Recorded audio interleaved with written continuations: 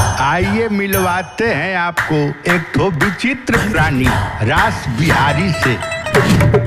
रास बिहारी और परेशानी का चोली दामन का साथ है। तुम्हारा ये घर और तुम्हारा खेत दोनों को बेचकर अपना लोन चुकता करेंगे।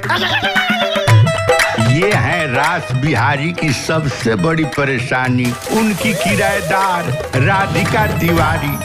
मकान तो हम कोनो कीमत पर खाली करा के मानो। तो हम मकान कोनो कीमत पे खाली ना करब।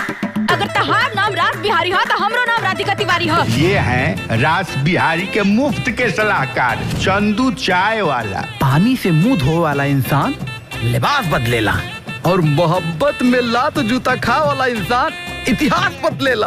वाह चंदू। हाँ। धरती पे उतरल बचा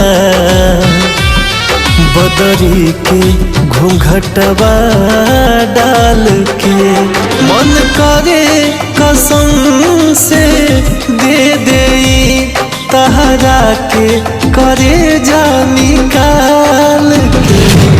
तू ना साफ के साफ पागल बाड़ा, पागल।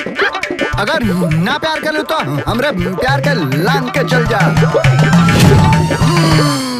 अब आपको मिलवाते हैं इस कहानी के दल बदलू कैरेक्टर धुरेंद्र सिंह से। वो घर खाली होई तो होई, वादा करते कि वो घर अब खाली नहीं होगा। अब तो हम ही मकान कोनो कीमत पे खाली ना करब। देखा हम बहुत खतरनाक आदमी आई। वो तो देखे में ही लौकता। भवरनियन कहे हमरा आगे पीछे डोला तारा, बूझ न पाई भनन भनन का कान में बोला तारा। रूप नगर के रसिया हम रस प्यार के लेके आईनी, कि तहरा प्यार में पारो हम देवदास बन गईनी। धुरंधर ससुर बना दे तो कम बंदर।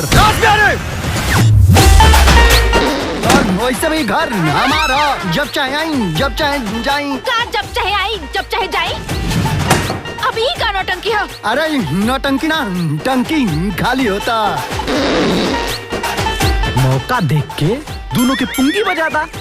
पुंगी मतलब? अरे दोनों को ब्याह करा था। चांद पे फीका लागे मेरे बन्नों के आगे, हर मैं मर जावा गुड़ खा के। हाय मैं मर जावा गुड़ खा के।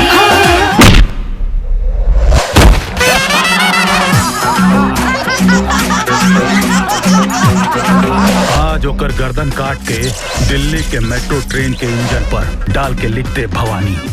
रास बिहारी नाम तोरा जिसन लोग के हम बेच के लखटा का गारे नहीं। ऐसन विपदा पड़ल कपारे बचाइए भगवान। जिद्दी ना पागल या पागल भागाइए भगवान। राम सिया राम जय जय राम सिया राम। राम सिया राम जय जय राम सिया राम।